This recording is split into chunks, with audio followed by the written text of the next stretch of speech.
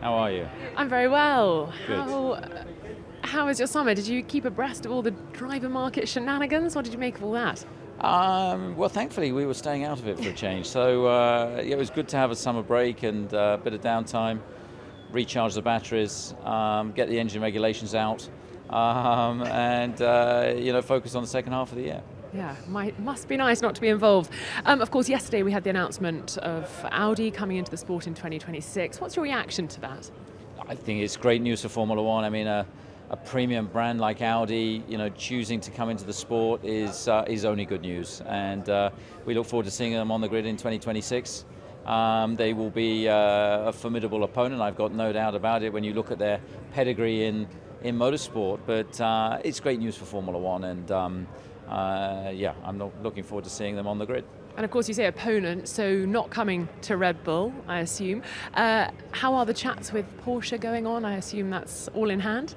We've been engaged in constructive discussion, obviously with Porsche, and in the meantime we're obviously focused on making sure that we have a competitive power unit for 2026. So the guys and girls back in Milton Keynes are doing an amazing job. We fired up the first prototype of 2026 just before the summer break,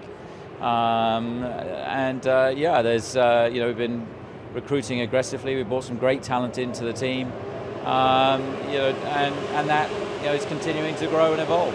Yeah, future's looking bright. In terms of this weekend, why have you introduced the new engine components now? Well, we felt we were going to need to introduce those components, at some point. So when you look at the calendar, Spa offers potentially some of the best overtaking opportunities. So you certainly don't want to do it in Singapore. So that's why we, together with numerous other teams, have elected to take it here. And it's not linked to the freeze, there's no sort of upgraded element to it? Sorry? It's not linked to the freeze, obviously, next month. It's not linked to that. No. So it's basically looking at the calendar and saying, where can you overtake? And this offers one of the best opportunities. What was the mood like in the team when they found out that Daniel was leaving a year early? Well, it was obviously a sad day for everyone in the team, for myself, for Daniel, because it's clear that was not the outcome that we had in mind when we started to work together. But at the same time, it's no secret that unfortunately, despite all the effort on his side, on our side, despite having some great highlights together like the win last year in Monza, we unfortunately simply didn't make it work. We couldn't manage to achieve the results that we wanted to achieve together, and that's why we ended up in this agreement in the end. Most important thing for me was that at any stage in the last several months, we always had an open and honest dialogue between each other to make sure there's no surprises, so to be clear on where we stand with each other. And that's why it's important now that we have clarity and that we focus now on these last 9 races, that we work together with a clear commitment from both sides to make sure we still aim for some good highlights together. Now, I know you said you're going to name his replacement in due course. What kind of driver are you looking to fill that seat? First of all, I don't want to go into any specifics or names because it just creates headlines, and we made it clear that for us it's important this weekend that focus is on the news about Daniel, and then on the race weekend here as well. Shouldn't forget there's still an important quali in the race to do as well, and then we address the future from next year onwards. But the objective is clear. As a team, you want to have 2 drivers that manage together with the team to extract the maximum from the package we give them at any time. At the same time, it's even more important that we are aware of the task that we have as a team. We need to give the drivers a quick car. We know that we still have a lot of work to do there in the next years in order to do that. And if you put that all together, then hopefully in some years we're in a position to fight for race wins again at every single race weekend. Awesome. And just finally, we had the news this weekend that Audi are joining from 2026. How important do you think it is for Formula One to be attracting big OEMs like that? And it must be quite cool to be fighting against other brands as well from the McLaren perspective. Yeah, absolutely. It's great news. If Porsche is also coming, then having 2 new big brands on board like Audi and Porsche is great news for Formula One, for the fans, also for us teams, because it will be great competition. I'm sure both of them will do a great job and will be competitive from the beginning. It will also be interesting to watch for the fans the internal battle there again between Porsche and Audi. I've been part of that myself during my Le Mans times. Will be very interesting to watch as well, and looking forward to battle these guys on track. Otmar, I'm guessing the summer break was pretty busy for you. What was it like, and what's the mood like in the team? Yeah, the mood in the team is great. It's we're buoyant going into the break in fourth, and we had some time off where you can't work on the car or progress the developments, so we had a lot of work in advance of the summer break, knowing that we're coming here and wanted to bring a few little upgrades like we've been doing all year, and we achieved that. We achieved right up to the summer break, and not enough parts because there wasn't enough time, but enough to get them on both cars and have a set of spares. So that's really good. We got to just keep pushing to make sure we're fourth at the end of the year, not at the break. All right, let's talk not just at the break. Okay, that makes sense. Let's talk about drivers though. Obviously very much in the news over the course of the summer. How disappointed firstly were you that Fernando chose to leave, and how disappointed are you that Oscar, after all the backing that you put into him, doesn't want to be with you? I mean, first with Fernando, we had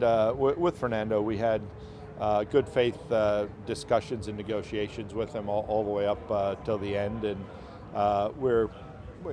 we thought he was going to sign. Those were all the indications. In the end, I'm sure he negotiated with some others and saw that whatever was proposed there perhaps fitted his needs better, and that's what he chose, and you can't blame him for that. He was a free agent. We negotiated with him, and some others did too, and he made his choice, which is fair enough.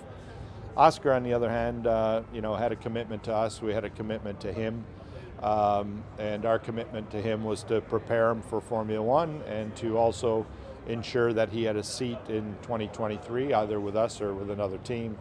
And we did all that to above and beyond what we committed to.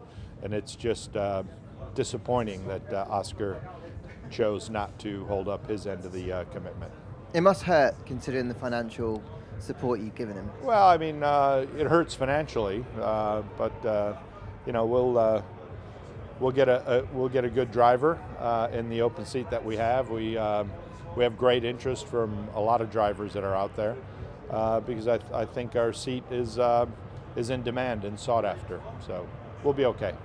Who are you looking at for that seat? Ricardo is obviously available. He's been with you guys. It would make a lot of sense, wouldn't it, to have him back? So there's a lot available. I think we're not in a hurry, so we haven't started anything in earnest. And what we're waiting for is the CRB on Monday to rule, and then we'll know the breadth of our choice that's available, and then we'll start looking at it, because whoever we choose has to fit in with our long-term goals, not just in the short term.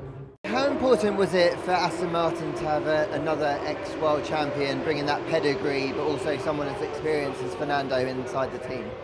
For us it was very important because we want to progress, we want to move up the grid, and we need drivers with that caliber to make the next step. So for us to have someone like that, it's a privilege because it allows us to take the next step up. Talking to Fernando, it feels like he could go on forever. He's loving racing so much. I remember when you were trying to keep Sebastian, you said, I hope he can stay long enough to enjoy the success of the team, and this is obviously a long-term project. Do you feel like Fernando is in it for long enough that he can enjoy success with you guys? I think yes. I sense from our conversations that we were having, from the motivation and from us ourselves as well, I think this can be a very long relationship. I know that Lance has been around for a long time now. We shouldn't consider him as inexperienced, but it's still useful for him to gain experience and know-how from Fernando, who's obviously been around from Formula 1 for a long time. Yeah, I think everybody will gain from each other. You have seen yesterday, Sebastian was struggling a little bit with traffic in the morning, with the rain, with the red flag, and we had Lance as a consistent measure there, or consistent driver there, and he showed us where the car was yesterday.